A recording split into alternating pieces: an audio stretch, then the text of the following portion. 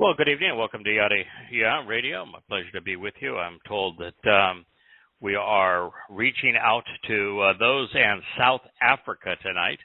I may be the one of the few radio hosts that has actually been there or loved it. The Cape Town in particular is a beautiful place.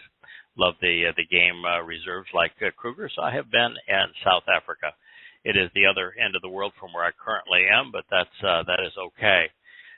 Speaking of the other end of the world, a Duke volleyball player came out and said that while she was playing volleyball, and being given a free scholarship for playing girly volleyball, and being flown around the country on chartered jets to play girly volleyball, that is a major drain on the economics of the university. It's not like football or men's basketball that make a lot more money than they put into those programs. It's a huge drain on the program, on the university.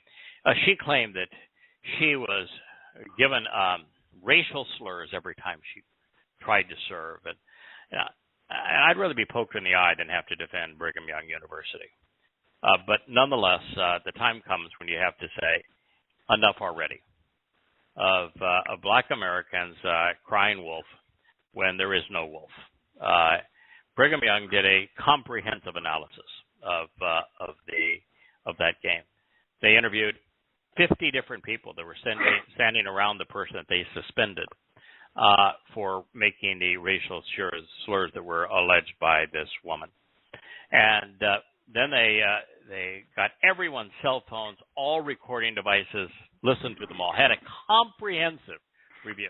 And after Duke got holier than thou and said, we won't expose our kids to that kind of thing, and as a coach, I have to stand up for the well-being of my kids in this program, and then another South Carolina University saying, we're not going to go play basketball at BYU because of the racial slurs. It found out she just did nothing but lie.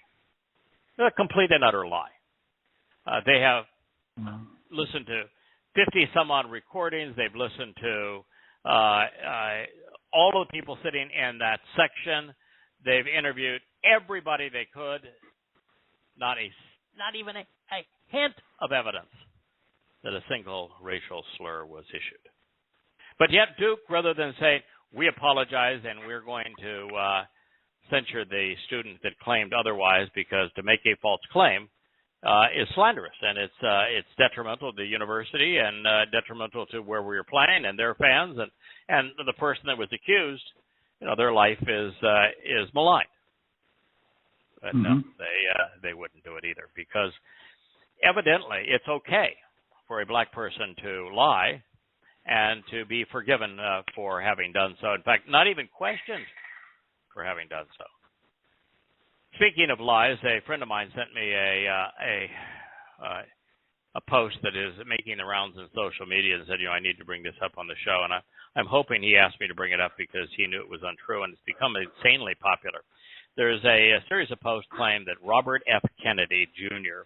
won a Supreme Court case against all of the pharmaceutical lobbyists, in which the court ruled that the mRNA COVID-19 vaccines cause irreparable damage. There has been no such Supreme Court case. Robert F. Kennedy has never brought a case before the Supreme Court. There's no proof that the COVID-19 vaccines cause irreparable damage. The whole thing, beginning to end, is a lie. And it takes all of about 5 minutes to go online and to show that those who are promoting conspiracies have nothing to argue other than to deceive. And it is just sad that, I've read the most recent reports because I had to do it after receiving this on the COVID-19 vaccine. And the most scientific estimates at this point is that because of the vaccines, 20 million lives were spared. So the vaccine, because all vaccines have an element of danger in it, may have cost 100 people, maybe 200 people. Some negative influence might have even killed 100 people. It saved the lives of 20 million. It is what we've said about vaccines all along. It's one of science's great accomplishments. Nothing that science has ever done has had as positive effect as vaccines. So you can hate your government if you want to. I don't like it either. You can despise Fauci. I don't think he is a worthy individual. In fact, I think he's a scumbag. But the fact of the matter is, the COVID vaccines, when they initially came out, made a huge difference on Delta. As it turns out, as the virus mutated and became weaker, but more contagious, but weaker in terms of its effects, the vaccine was still effective in keeping you out of the hospital, but it would not keep you from catching the virus. But I thought I would bring that up. Speaking of another conspiracy, we have done a number of programs on Pope Pius XII, one of the scummiest of all Roman Catholic popes, and that's saying a lot. He was Hitler's pope. He's the fellow that actually negotiated the deal before he became pope with Adolf Hitler that enabled Hitler to become to be empowered. If he had not negotiated away the political influence of the Roman Catholic Party in Germany and told Hitler, we'll strike a deal. The religious lives of these people are our sole domain. The political lives of these people are your sole domain. We will, all votes will be for you. Our political support will be with you. We'll say nothing about your anti-Semitism. We'll stand down on all these issues. It is the negotiation that enabled Hitler to be empowered. And then right in the view of the Vatican, the Pope sent thousands of Jews to concentration camps, of which only about 5% returned, the other 90%. What they have found now in the Vatican Library is letter after letter, note after note, ruling after ruling that shows that Pope Pius was a raging anti-Semite and that the popes before him were raging anti-Semites and that they justified the killing of Jews. In fact, his argument against this, when it was finally brought up and he couldn't flee it anymore, is he said, it really wasn't in the Germans' interest to take these Jews and to take them to concentration camps to kill them because we had them well under control. They had no rights here, and they were subjugated to live in the worst possible conditions. So I just want you to know, if you're a Roman Catholic, shame on you, with the most detrimental influence on humanity of any institution ever. And Pope Pius was amongst the scummiest of a bad group of popes. I'd also like to remind you that those who think that the invasion of the Ukraine was because Putin's a bad guy, that you are naive. The invasion of the Ukraine is strictly because Biden and Obama before him and the Republicans in the Senate and Congress are bad men, and they specifically planned this war. But Putin does have some advice for the Europeans who have decided to sanction him so that he is no longer able to send them gas, that his advice is, I would encourage you to buy sweaters. That said, I would like to turn to Bob Midbar, numbers 14, 23 is the last, and 24 are the last statements that we analyzed in our program a week ago. This is the conclusion of the first chapter of the 8th volume of Yada Yahowah. I think it's one chapter away from receiving its final edits. We're having a little trouble getting the last chapter, the final edits to me. Hopefully we'll get them in the next few days, and we'll get that chapter posted. But the book is now, in fact, I can see it here on yadayah.com. David has been kind enough, even though we don't have the final chapter of it done, the book. It's called Separation. It is now posted on YadaYah.com, and you can look at the first chapter, which is Kalib, Totally Judgmental, Man's Best Friend. That is the first chapter, and that is where we are bringing this program. For those who are going to go to the Yada Yah site and bring up Kalib, Totally Judgmental, and read along with us, I would tell you that our approach to Yahweh's testimony has changed over the years. His testimony has not. Our approach to it has, or my approach to it has. I've done this now for, I guess, better part of 15 years, various radio shows, and this one on the beginning of the Shabat. And in the past, I would always read the translation, as is appropriate, and then all of my commentary would be extemporaneous. And mostly I shared things that weren't in the chapter, things that was inspired to share about what we were reading, contemporaneous with the program. And that was really my favorite. I love to talk about Yahweh's words that way and to share what comes to mind as we're doing this. Mm-hmm. But something changed, Kirk, with the rewrites. And the two things that changed was that as we went back through all this material, we found that there wasn't an occasional reference to what we were doing, but it was ubiquitous. In every prophetic book, virtually, there's a reference to what we're doing. And God is bringing it to his people's attention because he wants to call them home. He wants them to become part of his family. He wants them to leave Judaism and to leave politics and to listen to him and accept the terms and conditions of his covenant and come home, because there isn't much time left. He is returning in year 6,000 Yah, which is not based on Maimonides' ridiculous calendar. That's essentially baseless. But we are just now 11 years from that time. It'll be 2033, October 2nd. In 2033, to be exact, on Yom Kippurim, the Day of Reconciliations, is when Yah was returning. He's returning with Dod. So we don't have a lot of time left. But as we were doing these retranslations and rewriting all of the books, I think there's 23 of them that have been rewritten now. And we constantly were reminded about Yahweh's agenda and how he is using us to achieve his goal of reconciling his relationship with Yehudim, with Jews. The tenor of and some of the precision of the message became sharper.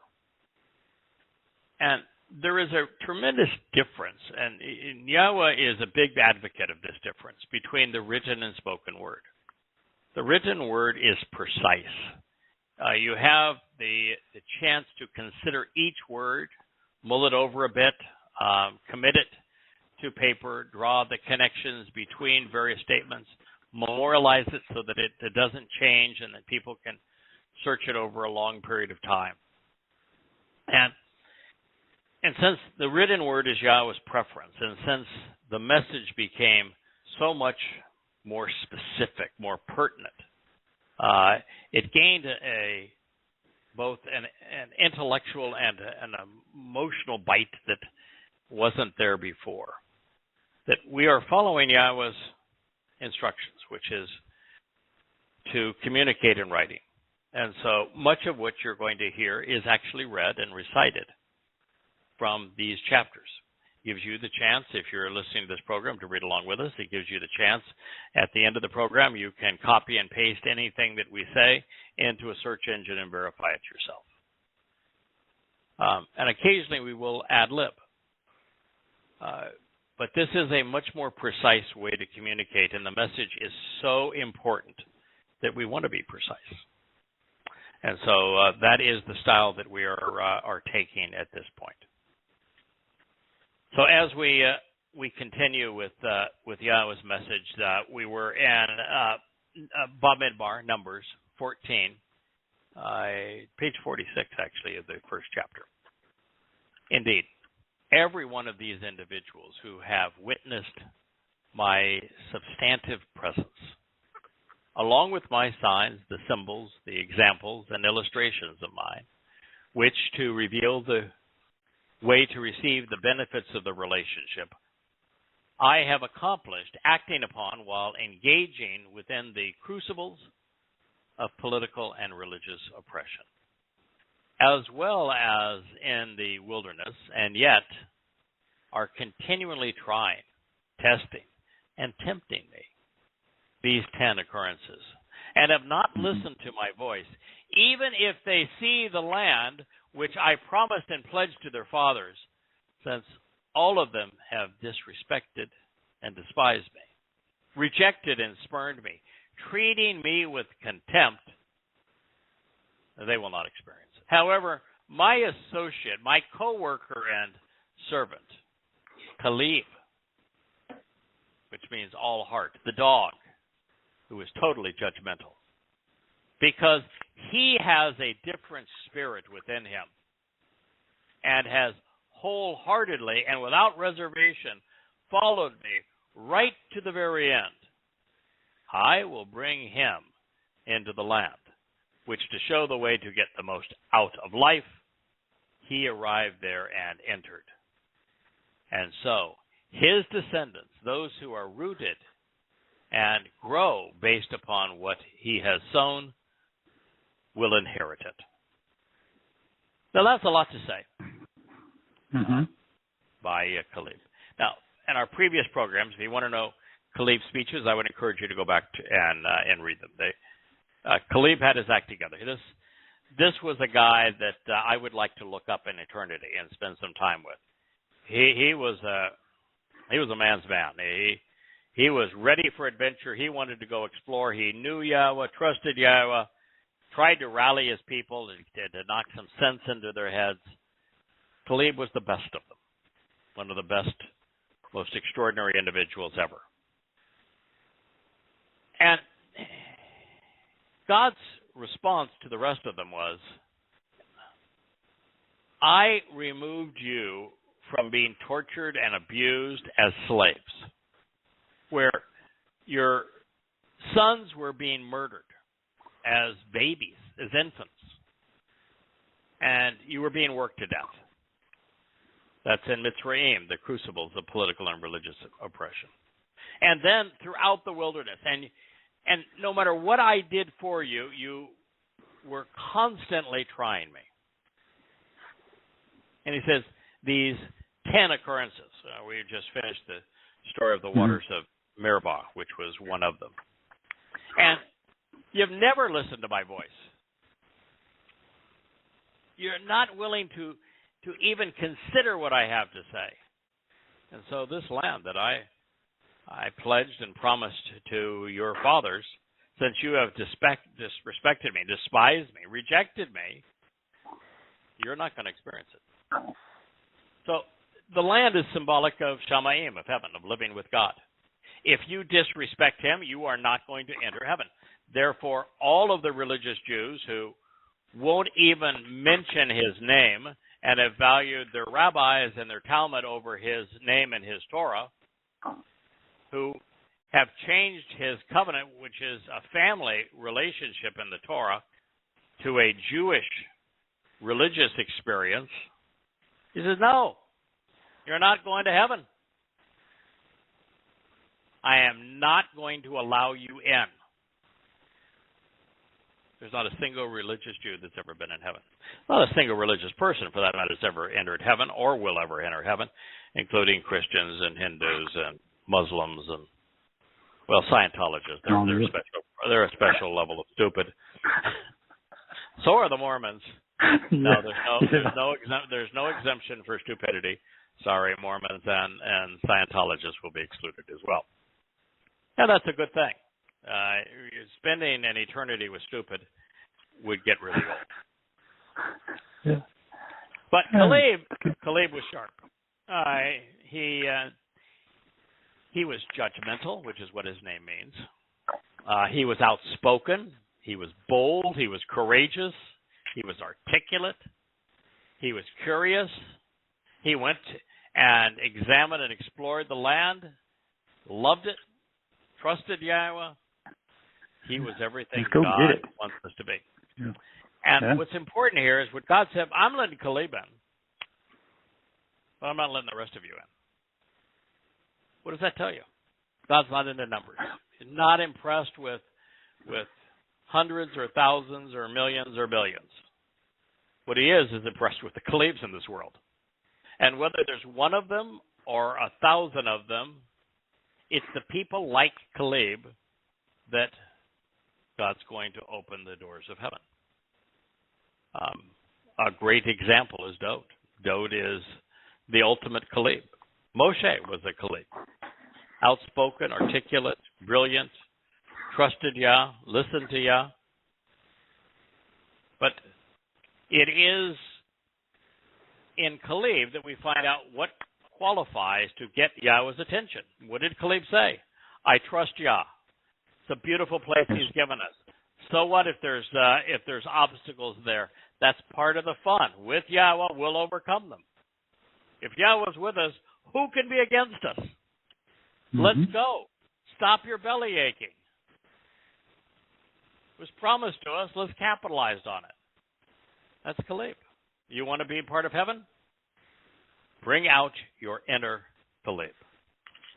Caleb, by the way, was the opposite of the meek. You know, in Christianity, the meek will inherit the earth. No, it's the look at the people that Yahweh speaks highly of. Elia, Yeshayah, all stand up. Dod. Yeah. They're all stand up, speak up, strong backbone, courageous individuals, bold. What Yahweh likes. Look at the woman that Yahweh says, you know, she's the mother of Yisrael. She's a prophet. She's a judge. I'm going to empower victory because of this woman's courage. Deborah. Yah likes courage, whether it be in men or women. So Yahweh has explained the consequence of mankind's greatest foes. They are religion and politics. The only human institutions to infect and plague everyone, entire society. God was not chastising individual sin like coveting one's neighbor's ass, telling a fib, stealing someone's lamb, or threatening to bury Moshe as they were in a pile of stones. To the exclusion of only 4 people out of hundreds of thousands, they were all complicit. And the target of their delusion was singular. They were belly aching and testing and trying God. That's the nature of Judaism, even today. As such, not only were the Israelites establishing the basis of their religion and recognizing their shared ethnicity, we are reading about the emergence of the religion of Judaism. Now, this assessment is irrefutable, especially in this context and based upon their repeated and unequivocal declarations. The rabbis even concur, claiming that their religious arguments of their oral law, which would become the Babylonian Talmud, was all composed at this time and place. Now, that's a lie, but since they claim it, they can't disclaim that this is the time Judaism was born, and therefore they can't disclaim that Yahweh was condemning their religion. So with everyone in agreement that the children of Israel were explaining the basis of Judaism, considering the consequence, choosing to be religious today, well, is stupid. God is fair. He gave his people what they wanted. They would be controlled and abused by the worst mankind could muster. Well, at least at the time, the Romans would be far worse. And for Jews that are listening to this program, whether it be in South Africa or any other place in the world, I think we were in France last week, Yes. I'm not picking on Jews any more than Yahweh does. Yahweh just doesn't pick on Christians and Muslims as much as he does Jews. He doesn't really have any interest in the societal corruptions of Goyim in that way. You know, if you're a Christian, God has just no interest in you. If you're promoting Christianity, well, you're going to end up in Sheol. The same thing is true with Islam. If you're just a run-of-the-mill Muslim, God doesn't know you, and your life will be over. There'll be no heaven, no hell, no nothing. You were deceived, and you were played for a fool. But Judaism is different because God spoke to his people in their language. He revealed himself in their presence. He forged his covenant with them.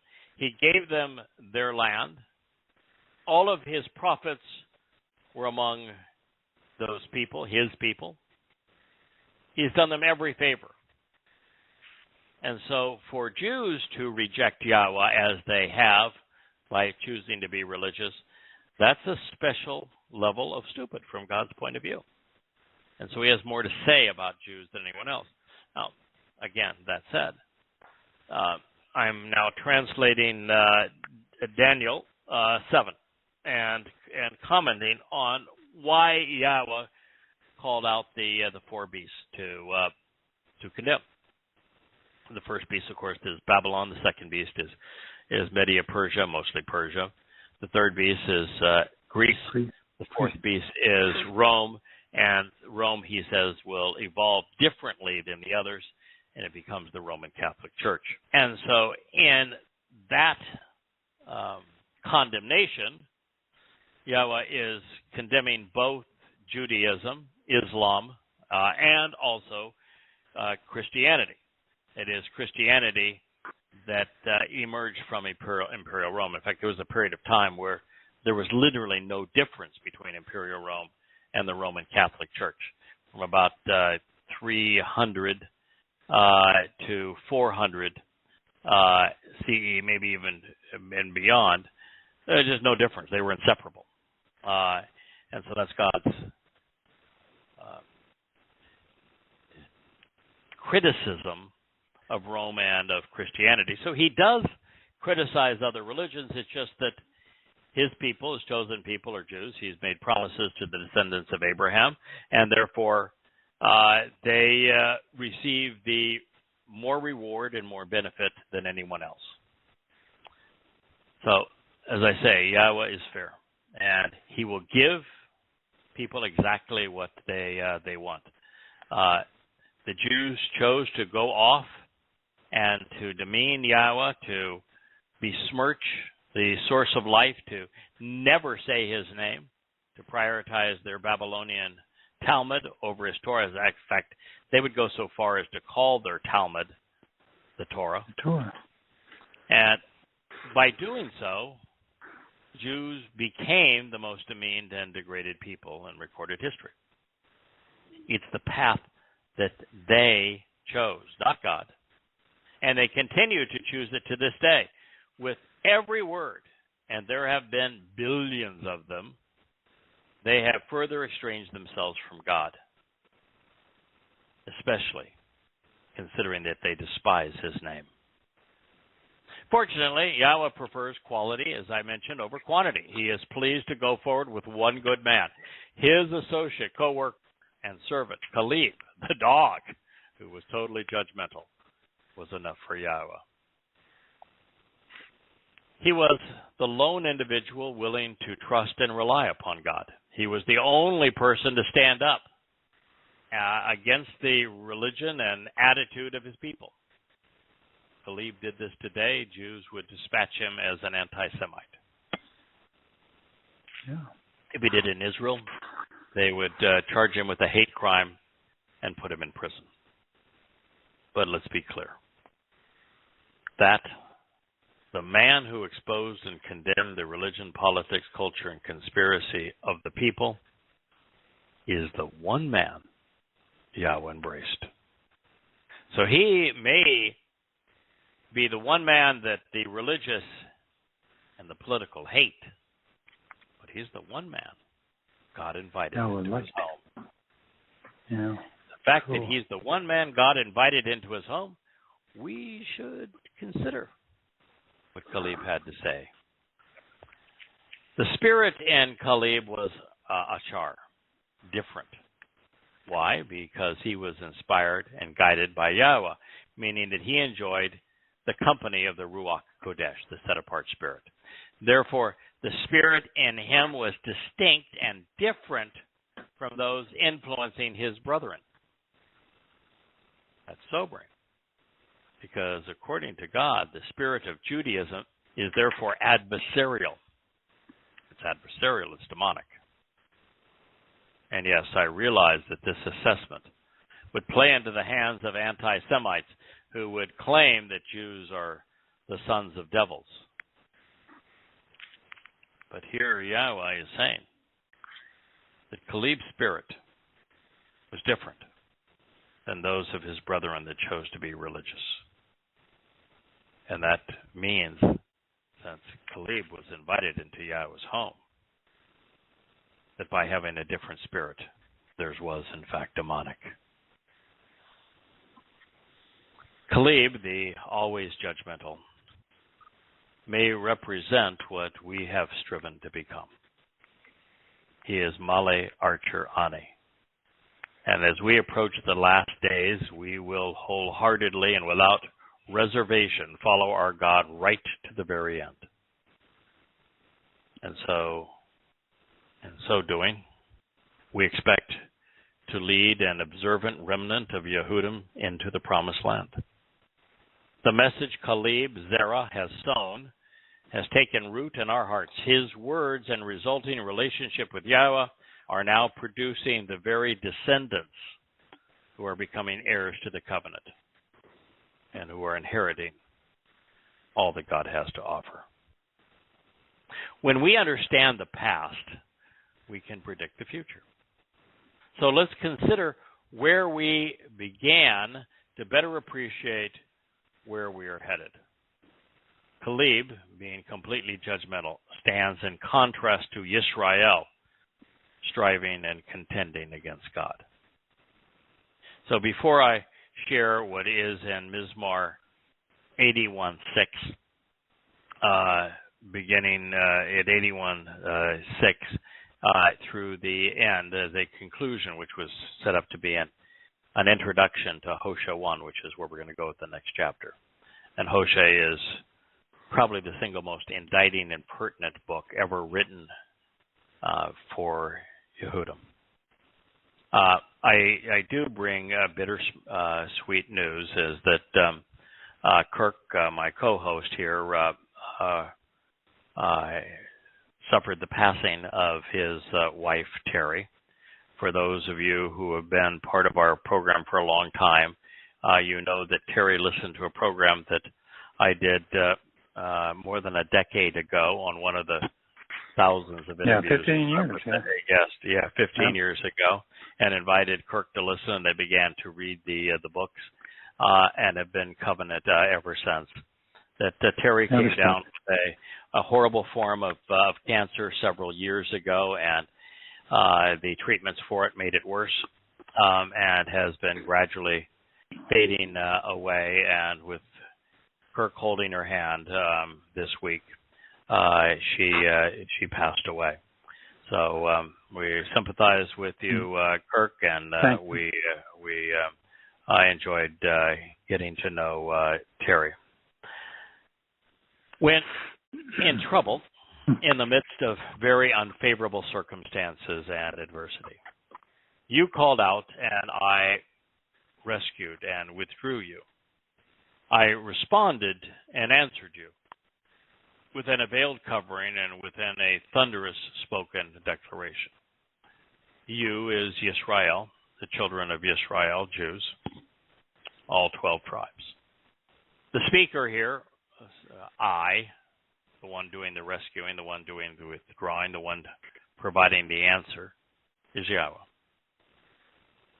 So when in trouble, in the midst of a very unfavorable circumstance and adversary, the adversity was being slaves in the crucibles of human oppression. They finally called out and said they needed God to intervene, and God said, I rescued and I withdrew you. I responded and I answered you. And God is clear. Then a veiled covering within that cloud, a pillar cloud during the day, and this pillar of light during the night. And he spoke to them with a strong and clear voice. Thereafter, I discovered your nature.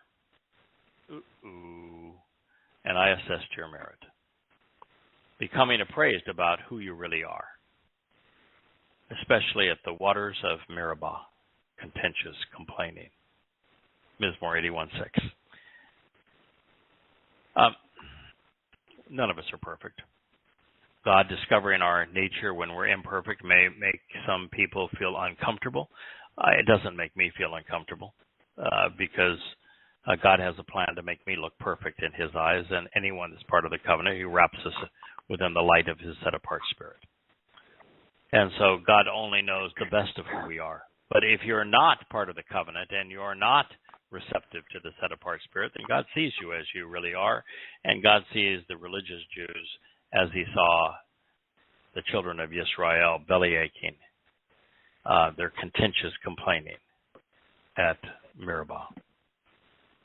He says, pause now and reflect on this and hold this in the balance and consider what is required and what has been rejected. Listen, my people, because I want to testify and to restore and to sustain you, helping you by bearing witness to and through you. That's the thing that God says so often, over and over again. Listen to me. You know, the religious want to pray. What in the hell do you think you're going to talk to God about? What are you praying for? Truly. Shut up and listen. What is the purpose of it? Stop yabbering. Shut up. Listen to God instead. God, never once say, pray to me. I want to hear your complaints. Never once. God is not so insecure that he says, pray to me, I want to hear you tell me I'm wonderful. Good grief, no. Never. God doesn't want to hear your laundry list of wants and desires. Not interested. But it's a really good idea to listen to him. He's got a lot to say, and we need to hear it.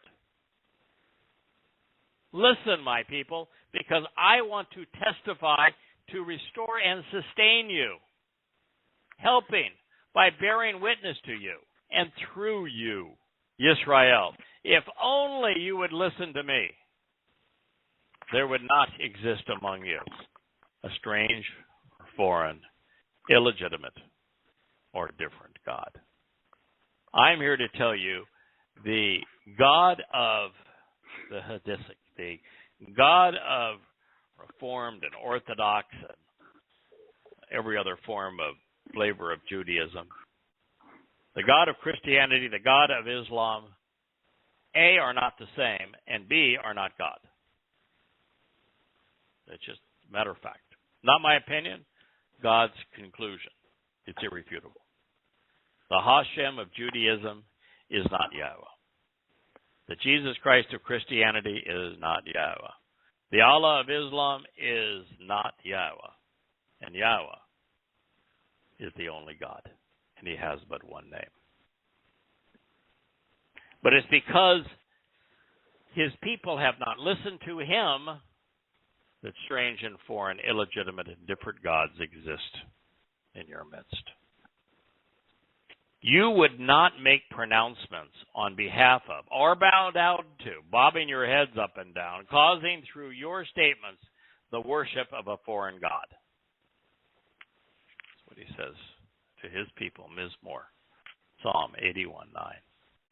I am Yahweh.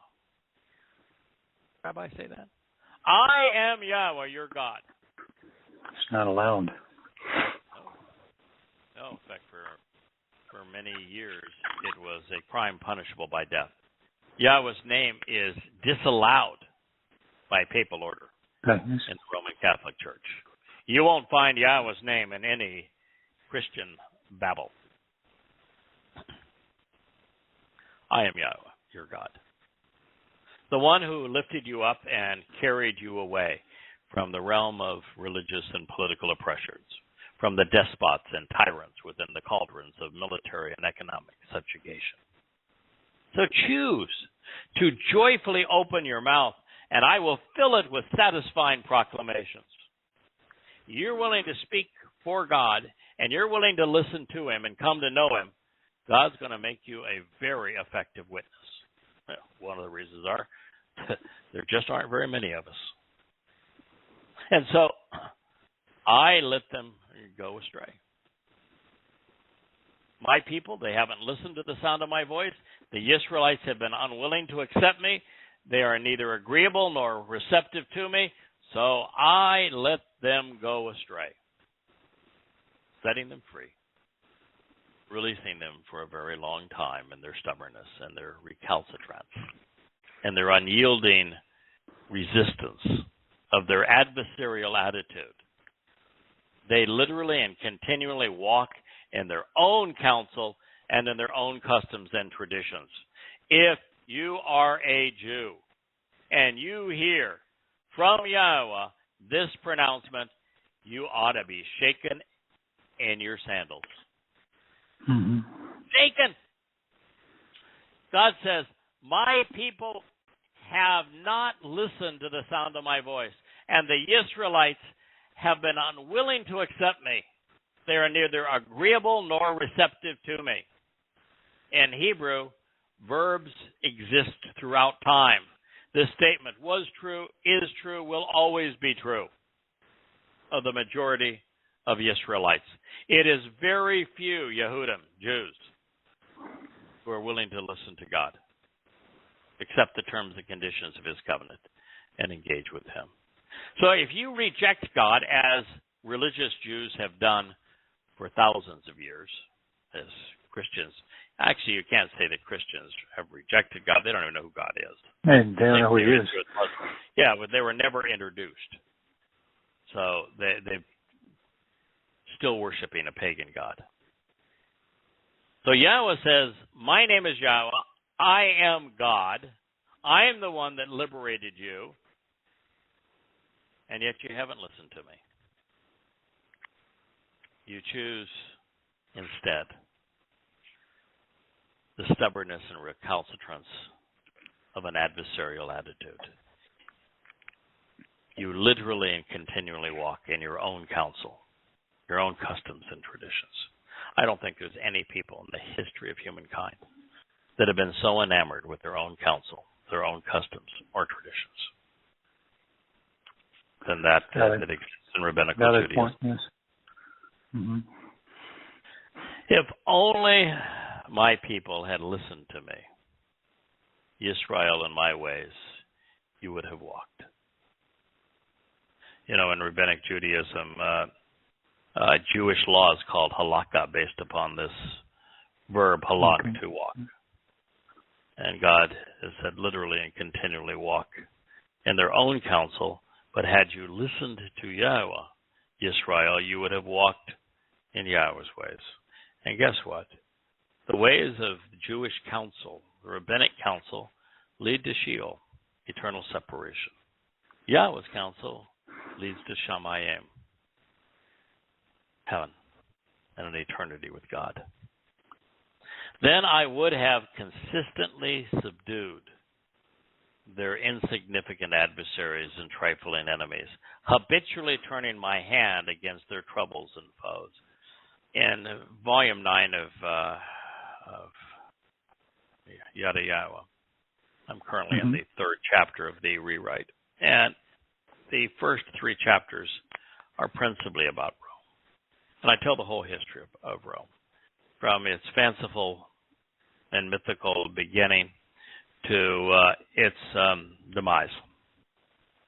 And when you hear God say that the most anti-Semitic, the most vicious, the most deadly empire in human history, the Imperial Rome, followed by its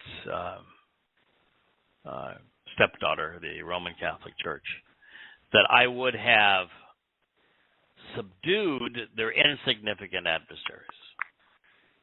Yeah, that's clean. Wow. Wow. What a statement. Rome attacked Jews 4 times. 3 times in Israel, 1 time on in the Mediterranean, beginning the island of Cyprus. 4 times Jews were called out and specifically targeted by Rome, with Rome crucifying hundreds of thousands. The last attack was the single most ruthless ever perpetrated by the most ruthless empire man has ever known. And God said, if you would listen to me, it would never have happened. If you had listened to him, there would have been no diaspora, there would have been no Holocaust, there would have been no Islamic terrorism. All of these things, Jews, I'm telling you, you brought it upon yourselves. I wish it wasn't true, but it is. You brought it upon yourselves by choosing to listen to rabbis rather than to Yahweh. But those who demonstrably shun and slight, who were adverse to and disdain, thereby actively causing others to deny Yahweh, will be considered worthless and will be rejected by him. They will be perceived as insignificant, diminished, and disappointed, denied and estranged for having dealt falsely regarding him. And the way they are currently experiencing time will continue to exist that way forevermore throughout eternity. Mizmor song, Psalm 81:15. The speaker here is the Son of God. The speaker here is the Messiah. The speaker is the King of Kings. The speaker is the one man God constantly called right and who is returning with the Yahweh on Kippurim in year 6,000 Yah. His name is Dod. And Dod is saying unequivocally that if you win you as a people, shun God, slight God, are adverse to and disdain Yahweh, deny Yahweh, as everyone does in Israel. Yahweh's name is one that is never spoken in Israel by anybody. And it's specifically banned by the Jews who were there, the Christians who were there, and the Muslims who were there. Despised by them. Well, you despise Yahweh and his name, you'll be considered worthless, be rejected, perceived as insignificant, diminished and disappointed, denied and estranged for having dealt falsely with him. That may sound harsh. You may want to lash out at me for saying it. I'm reading the Son of God, Messiah, Dod, wrote as a prophet. To experience time as you currently are is a bad thing because you're experiencing time as a religious person by being religious. And as a religious person, you're going to spend eternity in Sheol. Well, friends, these are must-read lyrics. They are poignant and instructive. They are indicting and they are uplifting. This song, in conjunction with the Torah, serves as a referendum between the kinds of religions that men conceive, particularly Judaism, and the covenant relationship Yahweh intended. These insights have been available to God's people for 30 centuries. And yet, in all of that time, I suspect there isn't a single descendant of Jacob who has sought to apply the vital lessons contained in these words. Now, hopefully our efforts here this evening and over these past weeks will open some eyes and stir some souls. if you're among them, I have one request. Listen to Yah. Now we're going to turn the page and we're going to begin the second chapter of the Separation, Azab, Volume 8 of Yada Yahowah. The second chapter is called Zana, Horse, the oldest profession. From this point to the end of this volume, we're going to focus on a singular text that was inspired by Yahweh from Hosea, through Hosea. Hosea's name means he saves, he delivers, he liberates. He is likely the single most bold, unequivocal, pertinent as it relates to telling Jews that your problem is your religion. And so we're going to listen to everything he said. This is one of the very few times we start at the beginning of a prophetic book, and we're going all the way to the end. We're not going to bypass a single statement. So on behalf of Zana the whores, engaged in the oldest profession, we know that as a result of Solomon's willingness to become religious, to accommodate his collection of concubines and wives, the United Kingdom of Israel broke apart. And that was the reason. The reason was that as Solomon went from being a wise man listening to God, and he collected wives and concubines and started trying to appease them, he invited all manner of religions into Israel, and the nation broke apart, separated from God. Awash in the spirit of Baal, the Lord, the 10 tribes were ultimately ravaged by the Assyrians, and they were enslaved all over again. All the while, the southern kingdom, Judah, was on the cusp of calamity. Their rendezvous with mankind's most ruinous empires, Babylon, Greece, and Imperial Rome, even the Holy Roman Empire and the Roman Catholic Church, the Ottoman Muslims, and the residue of what the Romans left behind in Europe would come to fruition in due time. And so it was in this milieu of religion and self-reliance that the impending doom of God's people was just around the next bend. And that is the nature of the book of Hosea. Fortunately, there was a prophet ready, so Yahweh was able to speak directly to his people. After Samuel, David, Nathan, the gift, Solomon, when he was listening to God, Obadiah, Yoel, Eliah, Elisha, Jonah, and Amos, Hosea stood up for God. Ultimately, it was during a horrific period in the lives of God's people that this man's voice was loud and clear. What we're going to witness over the remainder of this volume, which will take us many programs to make our way through, but it's especially pertinent to Jews worldwide. We will gain a greater appreciation for God's frustration with his people.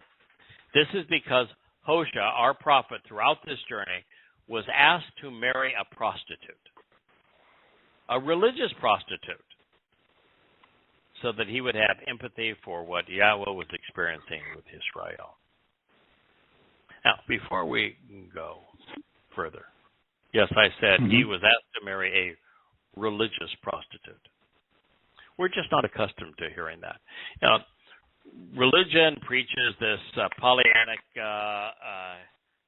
no fornication, no sex outside of marriage, no, and no prostitutes is what the religious will teach. Of course, they're all hypocrites, and the priests are doing little children, and the rabbis are capitalizing on married and single women as well as little children. I mean, they're all creeps.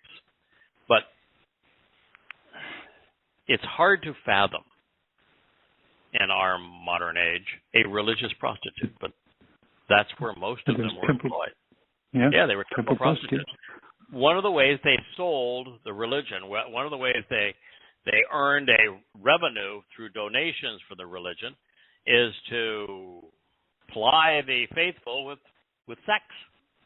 So you go to the temple, you get laid. Bow down and get laid. Men like sex. And so they sold religion based upon come here and have sex with a prostitute. God was not impressed with this. He thinks religious prostitutes are vile, and he said that his people, Israelites, the children of Israel, were religious prostitutes. They were whores. They were soliciting financial gain by pandering themselves, promising and feigning a caring and devoted relationship when they were just nothing but a complete fraud. So Hoshea's revelation resides between a divorce and the heralding of reconciliation. It is the story of unrequited love, of children acting badly, and of a family and their painful time away from one another. It is a warning about trusting in worldly things, about trusting religious clerics, about trusting politicians. It is also a prophetic tale from Berith to Azab. Berith means covenant, Azab means separation. This is the story of Yisrael and Yehudah told from God's perspective. And it's not pretty. Well, we're in the second chapter now of what is the 8th volume of Yada Yahowah, the 23rd overall, which has been retranslated and rewritten over these past 2 or 3 years. What follows is based upon my initial attempt to translate the Word of God. After discovering that English Bibles were inaccurate when trying to comprehend the message that set all of this into motion, 2 Samuel 7. And while exposing and condemning Islam per Yahweh's request, a friend shared his interpretation of what Hoshea had revealed. And he asked me to comment on his analysis, to me rewriting what he had written. And while I was ill-prepared some 21 years ago, I knew enough to recognize that his interpretations were based upon inaccurate renderings of the Hebrew text. And rather than simply telling him so, I tried my hand at translating, beginning with these revelations in Hoshea. And I have been sharing them ever since, hoping that we would all learn something in the process. Therefore, while Azab, Going Astray, is now the 23rd volume to be added to the bookshelf at yadayah.com, this is where it all began. Although, to be fair, since this is the 8th rewrite of what Hoshea conveyed to his people, there may not be a whole lot of resemblance to the original text. Hoshea, whose name is a contraction of Hu, he, referring to Yahweh, and Yasha, which means liberated, delivers, frees, keeps safe, and saves, has a lot to say in his opening salvo. The word, the message, statement, accounts, and communication of Yahweh came to exist for the benefit of the relationship with Hosea. He was the son of Beri the well, Beri's Springer cistern, during the days of Uzzah, which means mighty Yahweh.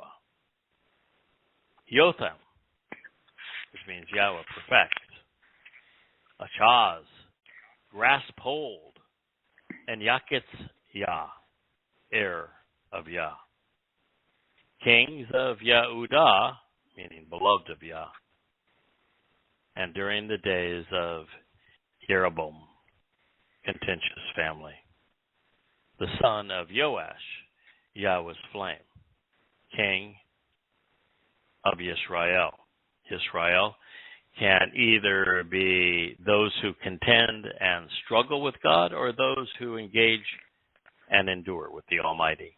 We think of God as light and have witnessed him appearing as fire, and yet he is available to us through his words. The Debar of God is his most effective way of revealing himself to us. It's also the best way to teach and guide his people so that we come to know him. The Hebrew verb haya indicates that the word of Yahweh came to exist with Hosea. Coupled with Asher, it was for the benefit of the relationship and to show the proper way to get the most out of life. Now, recognizing that much of this ancient history conveyed through a listing of kings during the time of these prophets and kings, the story woven into this chapter of who was in charge of Yisrael is then provided for perspective. So it's important to know that the kings of a united Israel, only three of them, the kings of a united Israel were Shaul, Saul, the mid to early 11th century. He didn't turn out very well with God. The whole Shaul affair was really told to predict the Shaul that would turn billions of people against his chosen people. The wannabe apostle. Against Paul. Yeah. The only king that garnered Yahweh's respect, the prophet who brought us the words of the previous Bizmor, the 81st, the most prolific of the prophets in terms of overall inspiration. His name is Dod. He is the one man that God says, I am his father, he is my son. The one man that God anointed 3 times. He is the one that is returning with Yahweh. He was king of a united Israel from the 11th to late 10th century BCE. Solomon was the last king of a united Israel, Dod's son. The kings of Yehudah, separate from the northern kingdom, are Ezekiah, Joash, Uzziah, Jotham, Achaz, and Yakitz Yah. Yakitz Yah is Hezekiah. So this is the list of kings up to Yakitz Yah, Hezekiah that the Hosea was listing. He also listed the kings of the northern kingdom: Jeroboam, Nadab, Baasha, Achab, Akitz Yah, and Yahu. They reigned from the 10th to the 9th century. Now, just for a perspective on all of these things, the prophets of Yahweh were Moshe, Deborah, who we mentioned earlier, Shamuel, Dod, Solomon, Eliah. Eliah is my favorite. Well, in terms of just sarcasm, he's fun to listen to. He's cool. Dod, of course, is Yahweh's favorite and really everyone's favorite. Moshe is the most extraordinary man, I think, who ever lived. Obadiah is how it's pronounced today. Yoel, Joel. Elisha, Jonah, Amos, and then Hosea. So that kind of gives you an order of who the players are, because this is really covering a significant chasm of time. Now, once upon a time, in a land before self-aggrandizing rabbis, Yehudim acknowledged Yahweh's name, and they incorporated it into their own. Uzziah is an example. Almighty Yahweh perfects.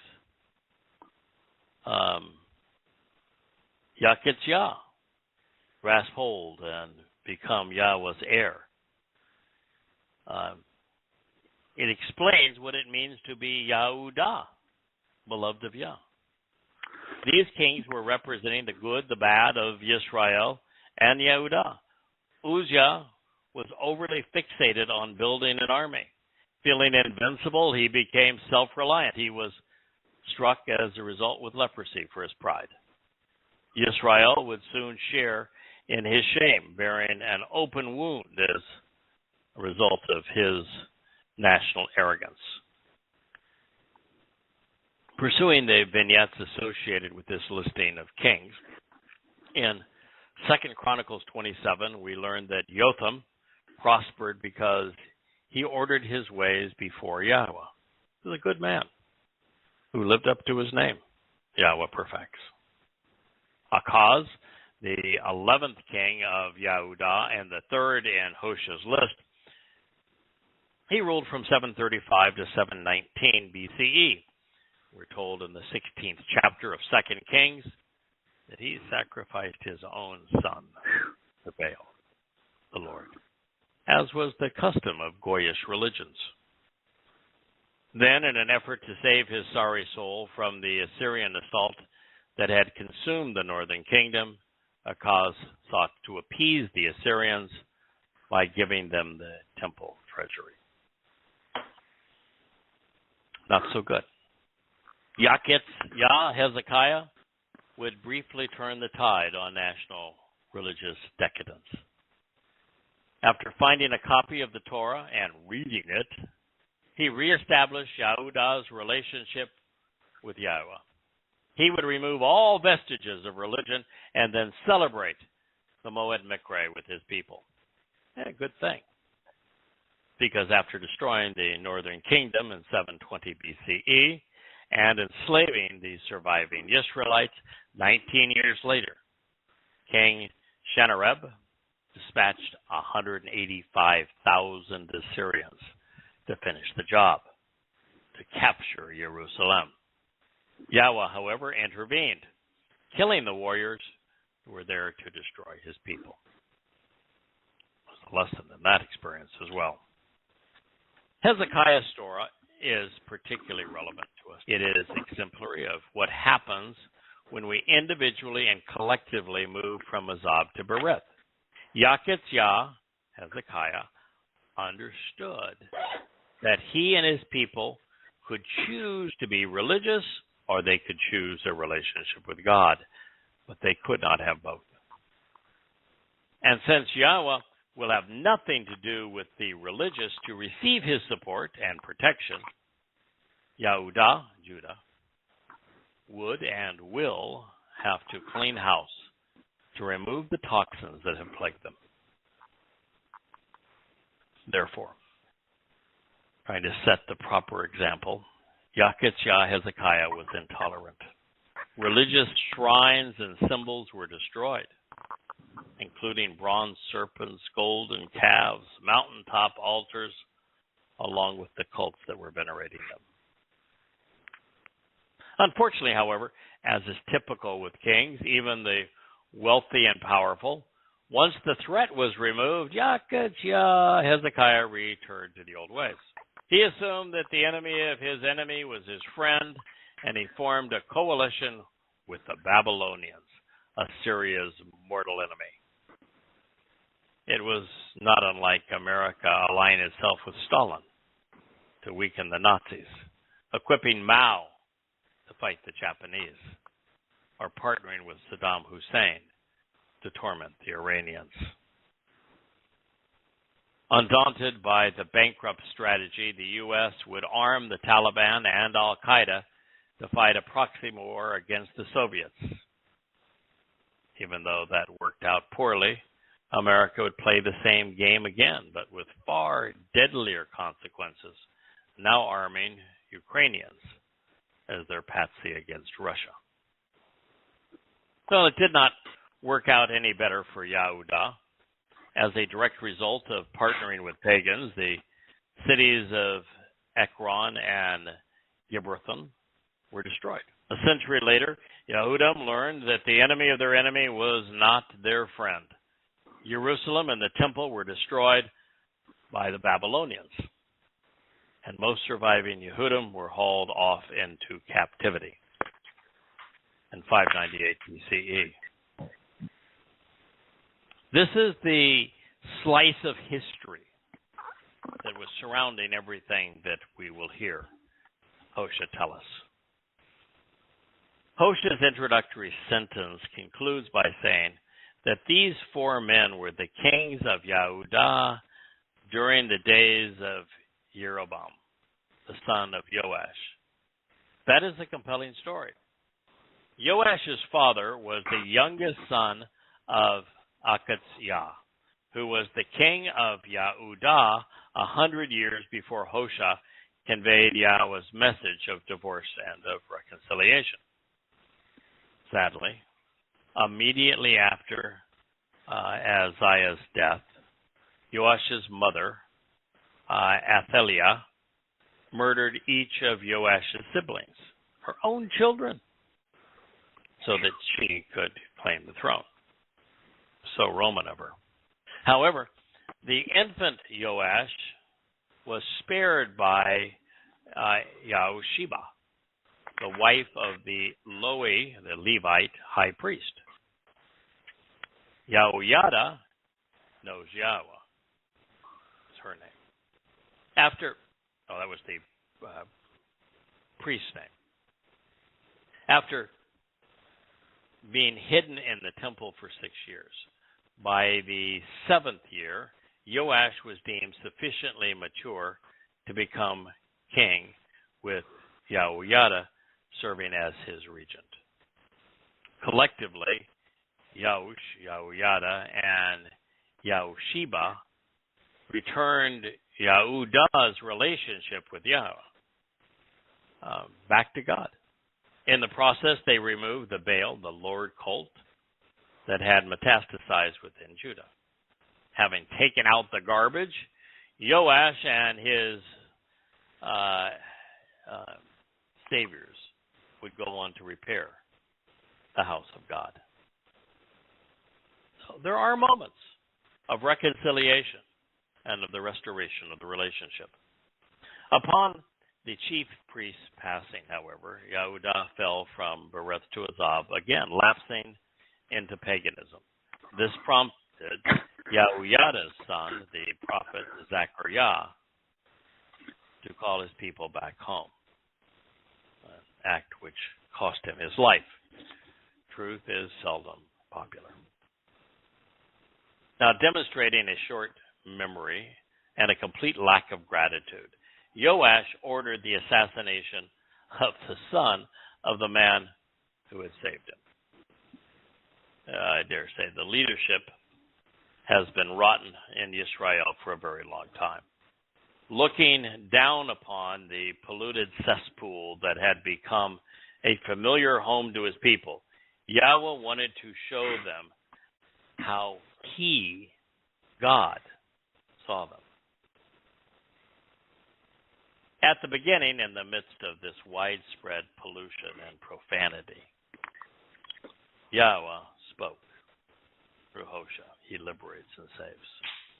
And Yahweh said to Hosea, he liberates and saves, go and take for yourself a woman who feigns love for money like a prostitute. Impregnate her so that she conceives and bears children who are disloyal whores, pandering themselves around like harlots. This is because those of the land are unfaithful prostitutes, separated and away from Yahweh as a result and in the end. Hosea 1:2.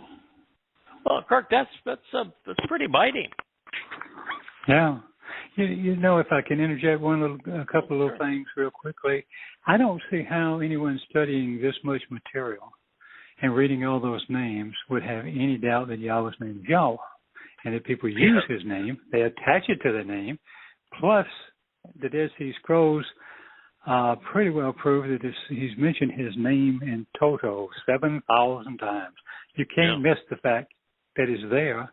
And he starts out on the tablet of the stones where we started at the very beginning, Moshe and going up to Caleb. We know he read to him from the tablet of the stones, written by Yahweh's own hand. Don't be religious. Don't, look at Shemos 20:20. Don't be religious. Don't do the first, that. second, and third statements are all don't be religious. Yeah. The first tablet, that's all the first tablet says is don't be religious. Yahweh begins by introducing himself by name. I am Yahweh, your God. I am the one freed you, delivered you from the bondage of slavery and Mitzrayim and the place of religious oppression. So God is your liberator. He is your Savior. His name is Yahweh. And then he says, you won't exist with any other gods in my presence. No, and rightfully so. And that's exactly what happened. And then on the second statement, it says, don't associate with religion. Don't associate with religious imagery. Don't associate with religious texts. Don't bow down and be religious. Don't pray like you're religious. Don't do anything that smacks of religion. And then he says, fathers corrupt their sons to the third and fourth generation. What, by being religious? He says, but thousands, which is 1 in a billion. Mm-hmm. 1 in a million. It's thousands of billions. It's 1 in a million. Will receive my mercy by closely examining and carefully considering the terms and conditions of my covenant. You mean Shema? Yep. And then the third statement is that do not, under any circumstance, deceive anyone regarding my name. Do not belittle my name. Do not negate my name. Do not lie regarding my name. And my name is Yahweh. Do not take the name of Yahweh in a way that in any way diminishes its significance. What is the essence of rabbinical Judaism? Yahweh's name will never be spoken. That's the third statement. And they call others anti-Semitic. I'm not going to forgive anyone who does this. Yeah. So now God says, at the beginning and the midst of what is widespread pollution and profanity, what is the single most popular thing among Jews? Religion. Politics. Religion has always been the single most popular thing among Jews. The second most popular thing is politics. Most Jews today politically are extreme because they're progressives, they're liberals, which is the most extreme acceptance and application of politics, which God despises. The only thing he hates more than politics and liberal politics is religion, and particularly Judaism. So to say that this is widespread pollution and profanity, perverse corruptions that are common from chalals to pollute and profane to desecrate by making popular and common. The thing that is the single most common and popular entity in the world now and then is religion. The second most is politics. And God's saying if you are associated with that which is popular, then from his point of view, you're profane and polluted. Yeah, stay away. So at the beginning and in the midst of this widespread pollution and profanity, Yahweh, Y-H-W-H. First letter is easy to pronounce. It's pronounced like the consonant vowel in English, the yes, for example. Yah. The ah sound is from the hey. The hey is a vowel. It is almost always pronounced ah. So it is Yah. The Wah is how you get the O sound in Shalom. It is how you get the O sound in Torah. It's from a Wah. It's the Wah that provides the O sound in Eloah, God. There are hundreds and hundreds of Hebrew words that have a Wah in the middle of them, and they are pronounced as the O sound. And the following, the concluding sound is another hey, so it's ah. Yahweh's name is easy to pronounce. You can use his Torah as the instruction. You can use the verb that God said explains his name when he introduced his name to Moshe as instructive. Hayah is hey, yod, hey. So that is the Yah sound as well as the ah sound. All you need then is the O sound from the Wah, and it's given to you in Torah. One disputes that Torah is pronounced Torah, and the O sound in Torah is from a Wah, or that Shalom is pronounced with an O, and that O is also from a Wah. This is not difficult to know this. So Yahweh spoke through Hosea, he liberated. God spoke on occasion directly to his people. He has spoken through Malach messengers to his people. He has spoken to his people through prophets. He spoke once to his people in a general assembly as they were coming out of Yisrael, and they said, no, that scares us to death. Don't do that anymore. And so, is content to find someone and to speak through them. It's what he wishes to do. And it really is an effective way of communicating, because by speaking through a person, that individual can flavor the message in a way that resonates with the audience. And God is so much smarter than we are, that by filtering it through someone like Hosea or us, in this case, we're not prophets, we're simply messengers, but by filtering it through us, we are effectively dumbing it down so that everybody can understand. For people like me. That's not our intent. It's okay. It's the best we can do. But when you listen, for example, to Devarim, the last book of the Torah, Devarim is almost exclusively Moshe's speeches and conversations where he is interpreting what he has learned from Yahweh. There's a enormous benefit of having God's truth filtered through an individual like Moshe. Dode is the best example. Dode's, all of the Mizmor, most of the Mashal, are Dode speaking the inspired words that Yahweh has conveyed through him, but his personality comes through, his attitude comes through. What he knows helps to shape what we hear, which makes it much more real for us. It can resonate with us. We're able to interpret it better. And so in this particular time, Yahweh chose Hosea. And so he's saying, Hosea, I really want to drive this point home. First of all, I want you to identify with the frustrations I'm experiencing. My people are acting like whores. I would like you to please marry a whore. Find a religious whore and have whorish children through her, and you're going to know what I'm experiencing with Israel.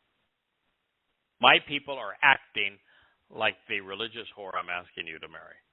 And I know what I'm asking you to do is a lot, but if you do this, you're going to, through that experience, we're going to be able to reach a lot of Jews in the end. That ultimately your story and experience is going to resonate with them, that we're going to understand the reasons that I asked you to marry a prostitute, and understand God's frustration with his people for acting like whores. And so Yahweh said to Hosea, go and take for yourself a woman who feigns love for money like a prostitute, who is a harlot and whore, who profits by making men feel good. Impregnate her so that she conceives and bears children who are disloyal whores parading themselves around like harlots. Well, God explains why. Are you listening? This is because those in the land are unfaithful prostitutes, separated and away from Yahweh. As a result, and in the end. Ouch! All the way to the very end, he's saying, my people are unfaithful prostitutes. They're zana, harlots, committing despicable and loathsome acts, doing so for money. They are separated as a result from Yahweh. If you're separated from Yahweh, there is no life after this one unless it's an eternity in hell. If you are separated from Yahweh, the best you can hope for is for your soul to cease to exist upon your death. Because it is only when you recognize Yahweh, accept his name, celebrate his name, understand the 5 conditions of the covenant and accept them, attend his 7 Moed Mikre, appreciative of what he has done for us through them, eternity with Yah. But that's not the nature of his people. But it is the nature of a few, of a remnant, and it is our mission to make certain that the maximum number of Yehudim have the opportunity to know Yahweh, to listen to what he had to say, to understand the conditions of his covenant, to embrace Yahweh and his Bereth. So Kirkwall, Takilah, is typically rendered in the beginning. It seems inappropriate to ignore its root and leave readers shortchanged. Based upon Jalal, we discovered that Yahweh is speaking to Hosea about widespread pollution and pervasive corruption which are manifest in the popular religions of Israel. Jalal addresses that which is common and pervasive and thus profane. There is nothing more common, pervasive, and profane than religion. Second to it would be politics. Now, we're at the end of our broadcast period. We'll go on a little further here during the recording period, but the broadcast is waning. When we do go long, typically, because 99% of the listenership to this program is via the archives. The archives right now, by the way, are beautifully presented on Blog Talk Radio.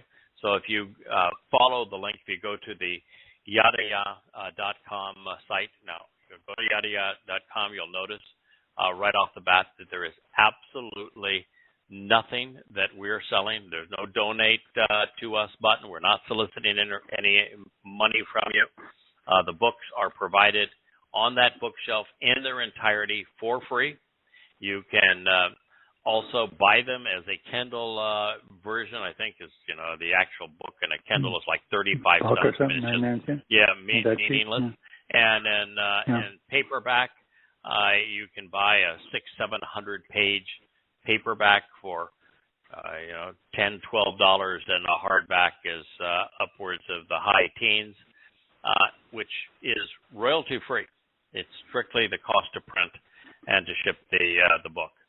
So it is something that you should avail yourselves of. Now, there's something other also at the Yada Yah site that I wish I had mentioned during the broadcast period, and I will next week. David, our webmaster, has added an index to it.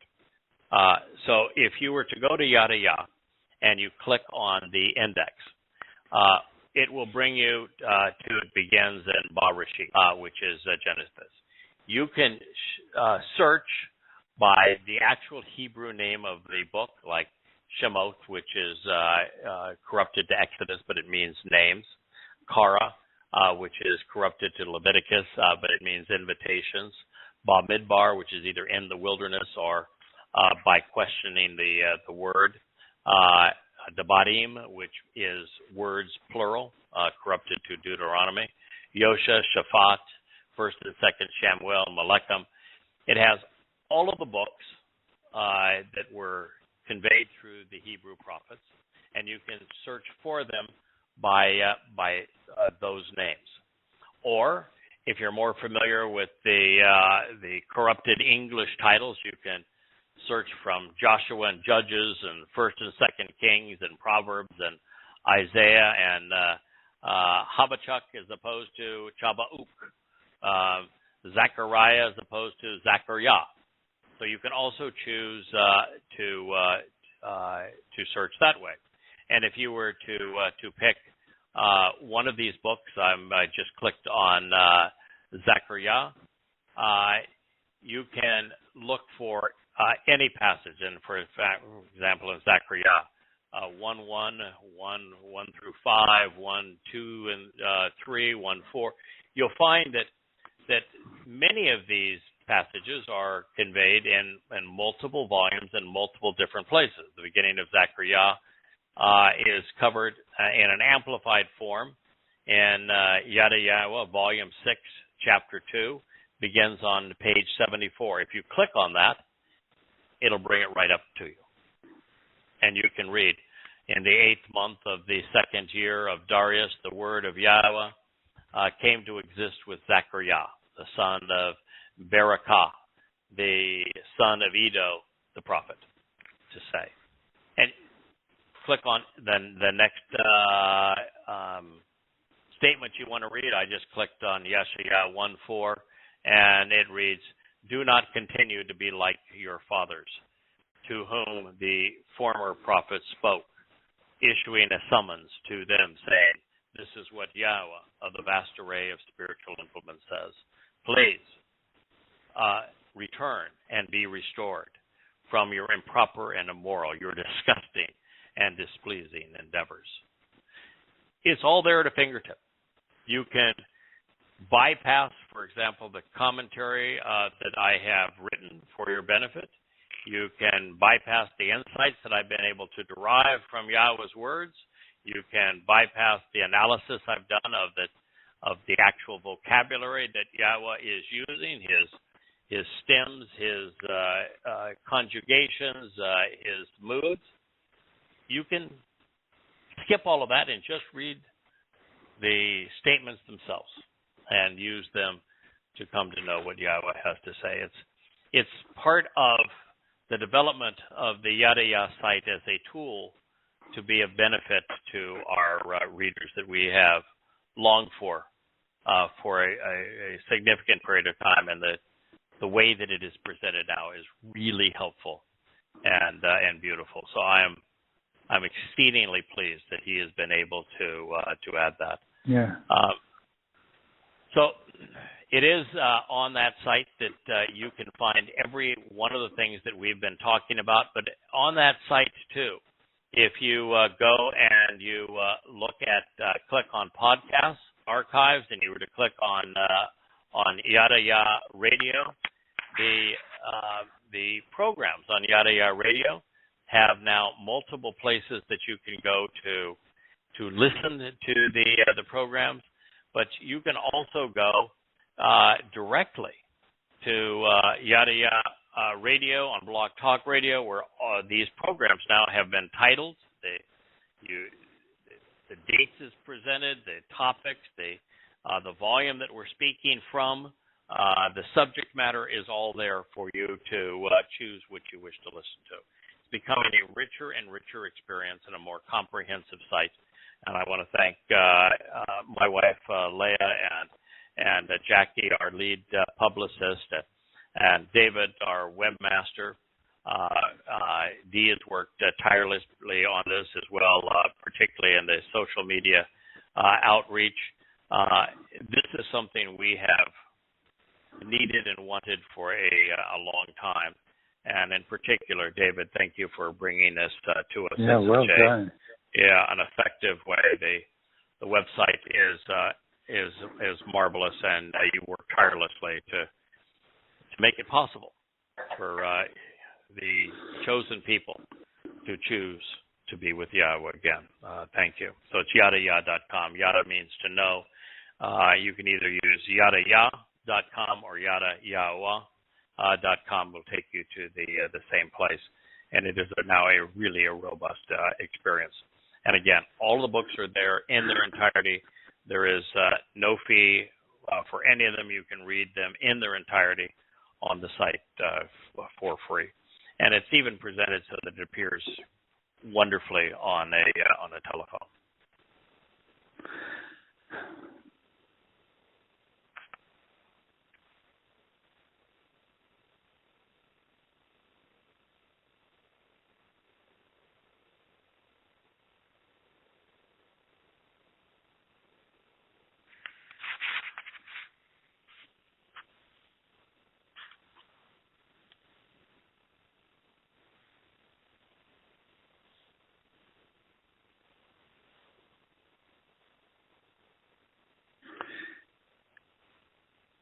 Well, I'm not sure what happened. We've been cut off again, but that's a good place to sign off for the night. So we will pick it up next week with when Hosea 1:3. So